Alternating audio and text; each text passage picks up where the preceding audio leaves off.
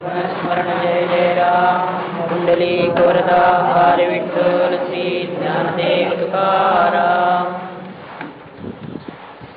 तुम्हाला आठवत असेल आपला युद्धेचाप्यपलायनम, युद्धामध्ये अपलायन हा गुण चाललेला आहे. आणि त्याला दृष्टांत देताना ज्ञानेश्वर महाराजांनी जो बाईचा दृष्टांत दिला आहे अतिशय नाजूक पण अति अर्थपूर्ण आहे. जशी एखादी ऋतुमती स्त्री आपल्या नवऱ्याचा सहवास टाळते, हेच डिफेन्स रिॲक्शन. आपल्याला आठवत असेल हे जे आहे असं युद्धाच्या रणांगणावरती गेलेला हा क्षत्रिय कधीही हार खात नाही. आणि याचं महत्व काय आहे? आपला मुद्दा कसा आहे, आपण धड ब्राह्मण नाही, धड क्षत्रिय नाही, धड वैश्य नाही, आता म्हणायचं तर शूद्र असू करायची, तेही धड नाही बरं का. तर मी आपल्याला सांगितलं युगधर्म असा आहे की विज्ञान संस्कृतीमध्ये there are classes but there are not castes. Classes राहणार कोणताही समाज म्हटला तरी, पण तो काय आपला विषय नव्हे. चर्चिलने एके ठिकाणी म्हटलंय की म्हणाला इंग्लंडच्या राजकारणामध्ये भाग घेणारे सर्वसामान्य लोक नसतात, तो एक वर्गच आहे. त्या वर्गातूनच खरे राजकारणी पुढे येतात. मग असं जर आहे तो समाजामध्ये हे राहणारच, वर्ग राहणारच, त्याच्या जाती बनवून आहेत, तो पण आपला विषय नव्हे. माझ्या सांगण्याचा हेतू काय? मग युगधर्म काय आहे? युगधर्म विज्ञानाचा असा आहे की आज मला जर यशस्वी जीवन जगायचं असेल, अगदी व्यवहारिक यशस्वी जीवन, तर मला ब्राह्मणाचे गुण पाहिजे, मला क्षत्रियाचे गुण पाहिजे, मला वैश्याचे आणि शूद्राचे गुण माझ्या अंगी पाहिजे. ते कोणत्या प्रमाणात कसे वापरावे, कसे वाढवावे हा मुद्दा निराळा आहे, पण हे चारही मला पाहिजे. आणि त्यापैकी क्षत्रियांचे जे गुण चाललेले आहेत त्यामध्ये अपलायन, युद्धाला तोंड लागलंय, तुम्ही त्याच्यावरती जर आक्रमण केलं तर पलायनाचा प्रश्नच नाही. समजून घ्या, आपण पलायनाचा प्रश्न केव्हा येईल? बाजू माझ्यावर लटली आहे तेव्हा. आणि हार आणि जीत हे काय ठरलेलं आहे युद्धामध्ये? तुम्हाला माहिती आहे किती विचित्र तऱ्हेनं पारडं फिरतं एकदम. काय सांगायला पाहिजे? पानपतचं युद्ध घ्या ना, की तो विश्वासराव मेला, त्याला कसाच बसवला टेकून, गोळी लागली तो मेलाच. पण त्या काळच्या पद्धतीप्रमाणे तुमचा तो जरी पटक्याचा हत्ती असतो, म्हणजे तो पुढारी ज्याच्यावर तुमचा सेनापती असतो, तो हारला की गेला, सगळंच गेलं. आणि मग सदाशिवरावला ते सहन होईना, याला मी बरोबर आणला एवढा, याचे आईबाप मला काय म्हणतील म्हणून ते अंबारीतून उतरून घोड्यावरती स्वार झाले आणि गेले, गर्दीत मिसळले, नाहीसे झाले, त्यांचा देह मिळाला नाही. ते नाहीसे झाल्यावर लोकांनी पाहिलं की सेनापती गेला, युद्धाचं पारडं फिरलं. बरं, तेव्हा माझ्या म्हणण्याचे हेतू काय? हार आणि जीत हे युद्धामध्ये चालायचं. हार यायला लागली तरी रणांगण न सोडणं हे क्षत्रियाचा धर्म आहे.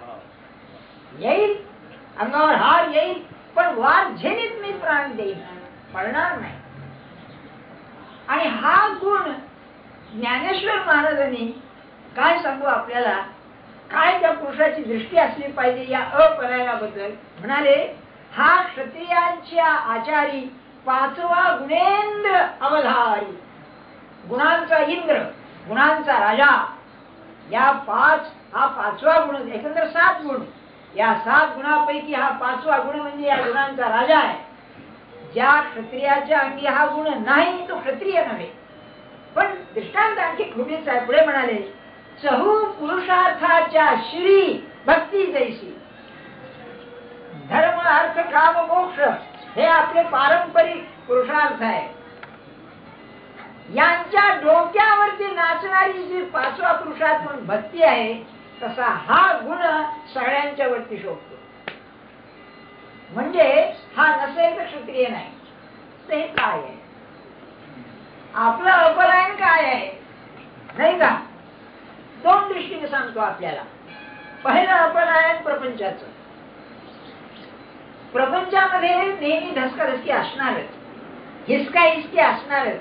मला तुम्ही सांगा, तुम्ही आम्ही इतकी माणसं इथे आहोत, लहान मोठे, लग्न झालेले न झालेले, नवरा मेलेले, बायका मेलेल्या, काय हो सरळ तुमच्या मनासारखं झालंय का? जर झालं असं म्हणत असाल, एक तुमचे लोक फिरताय किंवा तुम्ही खोटं बोलत आहात का? अरे शक्यच नाही, हे काय म्हणता तुम्ही? मनासारखं होईल अशक्य गोष्ट आहे. मग अपलायन म्हणजे हे सगळं होत असताना जाम सोडित नाही. म्हणून साधू संत म्हणतात, तुमचं कौतुक करावं तेवढं थोडं आहे, देवाच्या बाबतीत एवढी चिकाटी लागत नाही. काय चिकाटी आहे तुमची? महाराज एक गंमत करायचे. पण एक माणूस होता, त्याचे 3 बायका मेल्या, पुन्हा लग्नाला उभा. मित्र म्हणाला, अरे हे काय 3 बायका मेल्या, पुन्हा लग्नाला उभा? तो म्हणाला, मी आशावादी आहे. आणि म्हणला अगदीच जर म्हणला प्रसंग आला तर 3 बायकांनी धोका दिलाय, एका बाई तरी मागे ठेवून जाईल म्हणा. काय चिकाटी बाबा, एवढी काही देवाची बाबती लागत नाही, खात्री नाही. अहो तू दयाळू आहे, दया सिंधू आहे, तू कशा नाही सांगण्यात नाही. तू काय चिकाटी असेल? शेवटच्या क्षणापर्यंत सोडित नाही. आज सुधरेल, उद्या सुधरेल, परवा सुधरेल. मग माणूस जगतो, प्रपंचात सुख मिळतं म्हणून जगत नाही, सुखाच्या आशेत जगतो. मागे आपल्याला मी सांगितलंय, रॅफेलचं चित्र आहे. मोठा पेंटर होता रॅफेल, चित्रकार. त्याच्या खाली नाव होतं होप, आशा. आणि चित्र काय होतं, एक जगताचा गोल आहे, पृथ्वीचा गोल. त्या गोलावरती एक आंधळी बाई बसलेली आहे. आंधळी अर्धनग्न स्त्री बसलेली आहे, पण अतिशय सुंदर आहे. आशा ही अशी भुलवते ना माणसाला, म्हणून अतिशय सुंदर अर्धनग्न स्त्री, डोळे म्हणजे आंधळी स्त्री त्या गोलावरती बसलेली आहे. तिच्या हातामध्ये एक सारंगी आहे. तिच्या सगळ्या तारा तुटलेल्या आहेत, एक तार शिल्लक आहे. आणि त्या तारेवर ती संगीत निर्माण करण्याचा प्रयत्न करते. आणि ही आशा. काय अर्थ आहे बघा. या जगतामध्ये माणूस कसा जगत असेल, सगळीकडे भग्नाश झालेला आहे, सगळं गेलेलं आहे, पण अंधारा आहे. अजून त्या वाद्यामध्ये सगळ्या तारा तुटलेल्या आहेत, एक तार शिल्लक आहे, अजून संगीत निर्माण होईल. तसं सगळी परिस्थिती प्रतिकूल आहे, काही आता उरलं नाही. देह फिटत चालला, बरोबरीची माणसं गेली, लहान गेली, सगळं असून सुद्धा अजून मला सुख लागेल ही आशा आहे. म्हणून युद्धे शाप्य पलायनम, ज्ञानेश्वर महाराजांनी परमार्थाच्या दृष्टीने सांगितलंय, ते प्रपंचात बरोबर आहे. परमार्थाच्या दृष्टीनं काय? आता एकदा आपण पडलो, त्यामध्ये रणांगणावर आलो, आता मी सोडणार नाही, काय व्हायचं असेल ते होऊ दे. आणि ही जी चिकाटी आहे ना, ही चिकाटी अतिशय महत्वाची आहे परमार्थामध्ये. मला ते सांगायचंय. काय दृष्टांताचं चातुर्य आहे. धर्म, अर्थ, काम, मोक्ष याचा अर्थ सांगतो आपल्याला. धर्म येथे नीती या अर्थाने आहे, मॉरल एक्सलन्स असं इंग्लिश मध्ये म्हणायचं त्याला. की धर्म म्हणजे नीतीने जीवन जगला, त्याला त्यांनी पुरुषार्थ म्हटलेला आहे. म्हणजे याला इंग्लिश मध्ये व्हॅल्यू म्हणतात. हे भारतीय व्हॅल्यू फिलॉसॉफी, मूल्य तत्वज्ञान आहे बरं का. नंतर अर्थ, अर्थ म्हणजे पैसाच नव्हे, ऐश्वर्य. घरामध्ये हे पाहिजे, ते पाहिजे, ते पाहिजे आहे, भरपूर आहे. हे मिळवणं त्यांनी त्याला किंमतच दिली आहे. प्रपंचामध्ये दैन्य असू नये, याच आयटीचा प्रपंच असावा. काम, आपल्या ज्या एकंदर वासना आहेत, धर्माला आणि नीतीला धरून त्या तृप्त करून घ्याव्या. खाण्यापिण्याच्या, उठण्या बसण्याच्या, प्रवासाच्या, कपड्या लत्त्याच्या तृप्त करून घ्याव्या. पण ह्या तिन्ही ऐहिक आहे. पारलौकिक असेल तर फक्त मोक्ष आहे. हे सगळं करून जर मोक्ष साधला नाही तर काही साधलं नाही, आणि मोक्ष साधून हे साधलं नाही तर काही हरकत नाही, अशी त्यांची दृष्टी. 4 झाले की संपलं. मोक्ष म्हणजे ज्या अज्ञानामध्ये मी जगतो आहे ते अज्ञान नाही शिकले. पण ज्ञानेश्वर महाराज म्हणतायत, आणि पुढे आहे ज्ञानेश्वरीमध्ये, की मोक्ष जरी मिळाला तरी भगवंताची भक्ती जर नसेल तर मोक्ष रुक्ष आहे. संन्यासी लोक भाजरल्यानंतर खरखरीत असत, तसा हा मोक्ष भक्तीशिवाय खरखरीत आहे, रफ आहे, काय कर निस्सार आहे, भक्ती पाहिजे. म्हणून म्हणाले पुढे आहे शेवटी, तैसी क्रिया किरण आहे. मोक्ष अवस्था अशी आहे म्हणाले, आत्मज्ञानाची अवस्था की तिथे कर्म शिल्लक उरत नाही, करता नाही, दृश्याला खरे पण नाही, कर्तेपणाचा अभिमान नाही, मग कर्म कसं राहील. सर्वं कर्माखिलम पार्थ ज्ञाने परिसमाप्यते. संपलं, कर्म गेलं. म्हणून तेच क्रिया किरण आहे, सहनच होत नाही तिथे कर्म. परी अद्वैती भक्ती आहे. अरे एवढं धीरपणे सांगण्याचं विधान आहे, बोल्ड स्टेटमेंट. परंतु अद्वैतामध्ये भक्ती आहे. आणि लगेच म्हणाले पंडित लोक म्हणतो काय बोलता, हे अनुभवाची जोड आहे नव्हे बोलाय. अरे माझा अनुभव आहे हा, हे बोलण्याची गोष्ट नाही आहे. हा काय मी तुम्हाला सांगतो ना, हा लहान मुलगा बोलतोय अशी मी जेव्हा कल्पना करतो असं वाटतं काय आहे, हा परमात्मा आलाय की काय बोलायला, हा माणूस बोलत नाहीये. हो मग म्हणून म्हणाले बाकीचे सगळे अर्थ जे आहेत, व्हॅल्यूज जे आहेत, तुम्ही म्हणा मोक्षाला सुप्रीम व्हॅल्यू, अंतिम मूल्य नाही, भक्ती ही त्यांच्या डोक्यावरची आहे. अहो काय सांगावं आपल्याला, हाच अभिप्राय तुकाराम महाराजांनी सांगितलेला आहे त्यांच्या भाषेमध्ये. जेव्हा शेवटी कीर्तनाला उभे राहिले तेव्हा श्रोते होतेच, जायच्या वेळेला तर म्हणाले, घोटवीन लाड ब्रह्मज्ञानी आहाती. पुन्हा ब्रह्मज्ञानी जरी असला तरी ऐसा या कीर्तनी ब्रह्मरस. माझ्या कीर्तनामध्ये असा ब्रह्मरस आहे की तो मिळावा म्हणून लाळ घोटील ब्रह्मज्ञानी, लाळ घोटील. ब्रह्मभूत होते कीर्तनी काया होत असे, माझी काया तर ब्रह्मरूप सोडून जाते. ही अद्वैती भक्ती आहे. म्हणून या अपरायणाचं महत्व हे आहे. आता ते महत्व लक्षात आलं तुमच्या. परमात्मा त्याचं सांगितलं, त्यांना प्रपंचाचं काय सांगायचं नव्हतं, हो त्यांना भगवंताकरता सांगायचं. मग मी साधन करतोय, जन्मभर साधन करतोय, हाताशी काही लागलं नाही तरी मी सोडणार नाही, हे अपाल आहे. ध्यानात ठेवा आपण, मी आलोय ना एकदा तुझ्या दाराशी, वाटेल ते कर, मागे फिरणार नाही. म्हणून महाराजांचं वाक्य काय अर्थपूर्ण आहे आपण समजावून घ्या. भगवान अनंत आहे, अनंताची वाट पाहणे म्हणजे प्रतीक्षा करणे. अनंताची प्रतीक्षा करायला अनंतच प्रतीक्षा पाहिजे. अहो अनंत प्रतीक्षा करील तर अनंत मिळेल. ज्याने ही तयारी केली, मी जन्मोजन्मी वाट पाहिन तुझी, त्याला आजच आहे म्हणाले. आणि ती आपली तयारी होत नाही. आपलं कसं आहे, हा अप्रतिम दृष्टांत आहे, हा वेदांत नेहमी येणारा दृष्टांत आहे. छान काही लहान पोटे होते, त्या पोट्याने गहू पेरले, माती खाली घातले, 10 मिनिटांनी येऊन झाड आलं का नाही, झाड आलं का नाही, म्हणून पाहू लागले तर झाड येईल का. तसं 2 वर्ष नामस्मरण केलं, काय परिणाम झाला. अरे साधं BA व्हायला 15 वर्ष लागतात. 10, 2, 3 ना, असंच आहे ना. 15 वर्ष आणि BA पासून पुढे काय मोठं प्रश्नचिन्ह, काय करायचं पुढे आहे ना. अहो आजकाल लग्नाच्या बाजारात सुद्धा किंमत नाही BA ला. पोरगी म्हणते का नुसतं BA ना, त्यात काय सिलिकॉन म्हणते ना, नाही का, आहे की नाही असं. मग आपण किती करायला पाहिजे, मग काय मूर्ती पाहिजे सांगतो मी. माझा जन्म मी दिला तुला, पुढे जो दान शब्द आहे ना त्याच्यात हे आहे, दिलं तुला. आपण काय दान म्हणजे समजतो, माझं 100 रुपये आहे, त्याची 4 आणि गणपतीची वर्गणी दिली, कुठे दान करायचं. 8 आणि दिले तर महागाई म्हणून जास्त झाला, म्हणून त्या गणपतीला आणखी 4 आणि बक्षीस. मग त्याचं हे काय तर रिटर्न त्याचा बदला एक पत्रक येतं त्यांच्या कार्यक्रमाचं, जे असे असतात की न गेलेले बरे असे कार्यक्रम असतात.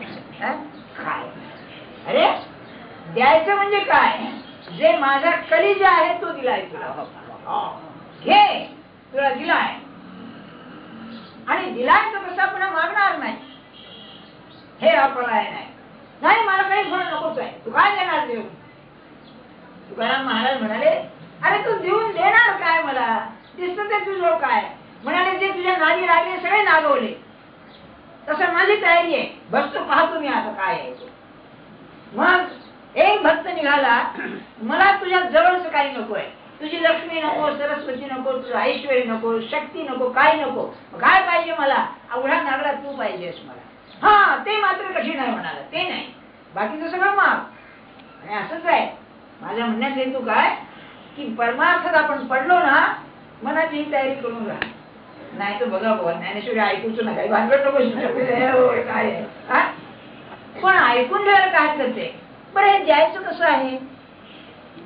हे बाहेरचं नाहीच देणं, हे आतलं देणं आहे. आतलं देणं म्हणजे कसं, मी तुझा आहे, तू कर काय करायचं. एक मला शेर आठवतो, कोणाचा आहे? बादशाह जफर, त्याचा टीव्ही वर काय ते झालं होतं ना, बादशाह जफर शेवटचा मोगल बादशाह. तर तो काय म्हणाला, तो सुफी होता, बाकीचा आपल्याला संबंध नाही. तो काय म्हणाला,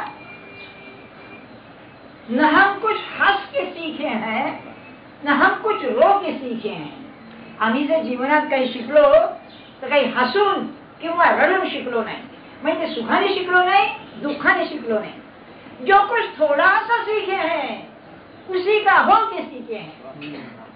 आम्ही जे काही थोडस शिकलो तो भगवंताचे होऊन शिकलेलो आहे. मग ते पाहिजे. अरे मी तुझा आहे, मला हे पाहिजे. आपण ज्ञानेश्वरी वाचतो ना, ज्ञानेश्वर महाराज निवृत्तीनाथांचे कसे झालेले होते? त्यांना काय वेगळं अस्तित्व ठेवलं होतं त्यांनी? नाही. हे अपलाय नाही, आता तुला दिलंय ना, आता सोडणार नाही. आता जर हे माझं म्हणणं कठीण आहे या काळामध्ये, पण हिंदू लग्न सारखं पाहिजे. तुझ्याशी लग्न केलंय ना, आता जग तुला सोडणार नाही, काही तू कर, तुला सोडणार नाही आता, असं पाहिजे. हे अपलाय नाही. बर, आता आणखी एक त्यात ती खोज सांगतो आपल्याला मागायची सवय फार. खरं आहे ना? मग मागायचं झालं तर असं मागावं, कोणती गोष्ट आंधळा कोणाचा तो. तेव्हा म्हणाला, काय पाहिजे तुला? माझा नातू राज्यावरती बसलेला मला पाहायचा. किती हुशार असला पाहिजे नाही का? म्हणजे भारतीय राजकारण्यासारखं मूर्ख नव्हता. किती मागितलं म्हणजे डोळे मागितले, लग्न मागितलं, मुलगा मागितला, त्याचं लग्न, त्याला मुलगा आणि राज्य. काय हुशार असला पाहिजे नाही का? मग मागायचं झालं तर असं मागावं. काय मागावं? अरे मला साऱ्या वासना फार त्रास देत आहेत, एकदा घे ना तू, त्यांच्याशी एकदा लग्न, तुला 1000 आणखायची बायको ये ना आणखी त्यामध्ये. हो नाही का, 5 काय 50 काय, तुला काय कमी आहे, घे ना. मला एक आठवतंय, भीष्माचार्याची गोष्ट आठवते. भीष्माचार्य जेव्हा शरभंजरी होते, आपल्याला माहितीये गोष्ट फार, हे खरं असो खोटं असो बरं का, ज्या पुरुषाने ते लिहिलंय ना त्याला बरोबर परमार्थाची कल्पना होती. तेव्हा त्यांचे दर्शनाला गेले अर्जुन श्रीकृष्ण, आणि कृष्ण अर्जुनाला पाहिल्या बरोबर भीष्माच्या डोळ्याला पाणी आलं. अर्जुन कानात लागला कृष्णाच्या, अरे म्हातारा मरतो आहे आता म्हणून दुःख करतोय. विचारलं, अरे ते डोळ्याला पाणी का? आजोबाच्या डोळ्याला.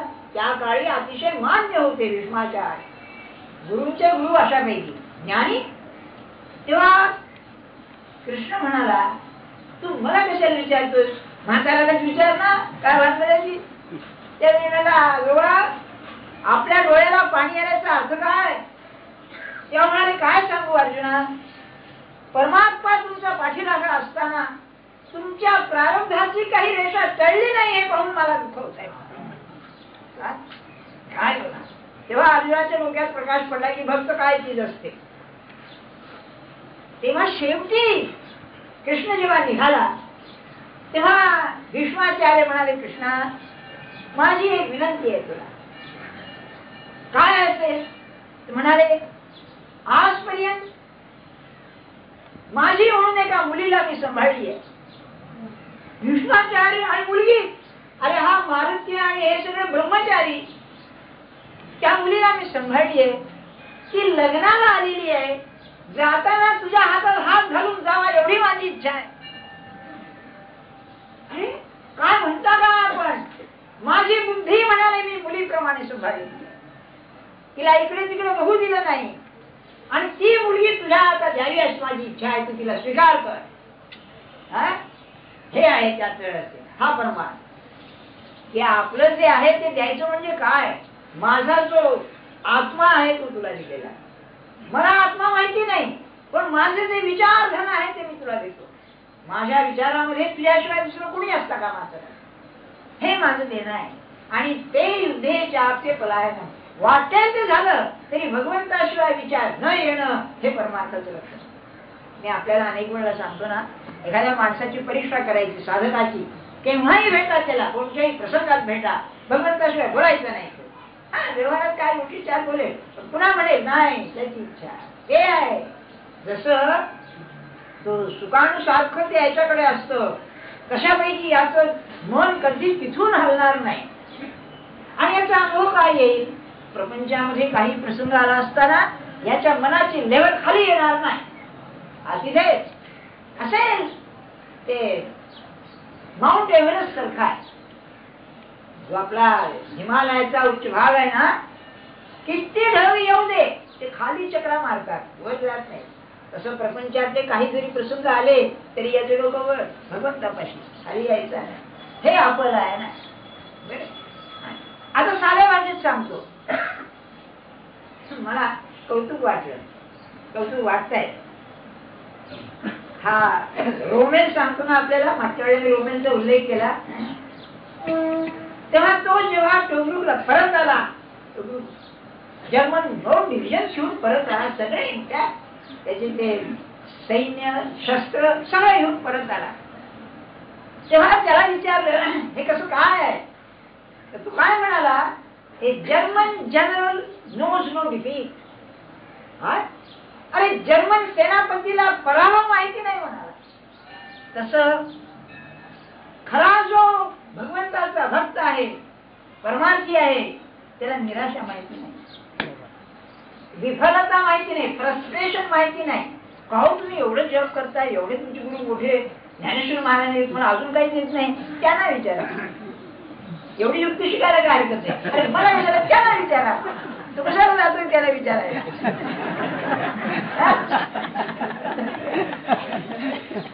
याला काय पाहिजे, ज्याला धरलाय त्याला असा घट्ट धरला पाहिजे. आपली धरसोड आहे हो.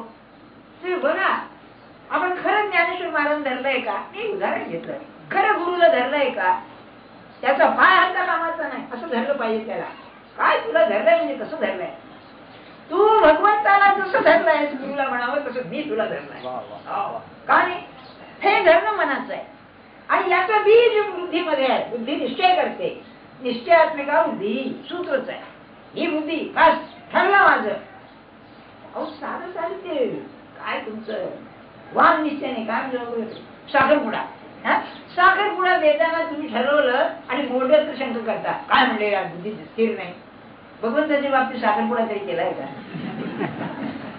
सहज विचारतो. तिथे काहीतरी साडी मुली काहीतरी द्यावं लागतं ना, पेढ्याचं पुडा तरी काहीतरी, काय त्याला द्यायचं देऊन काय देणार आहे, काय मला सांगा.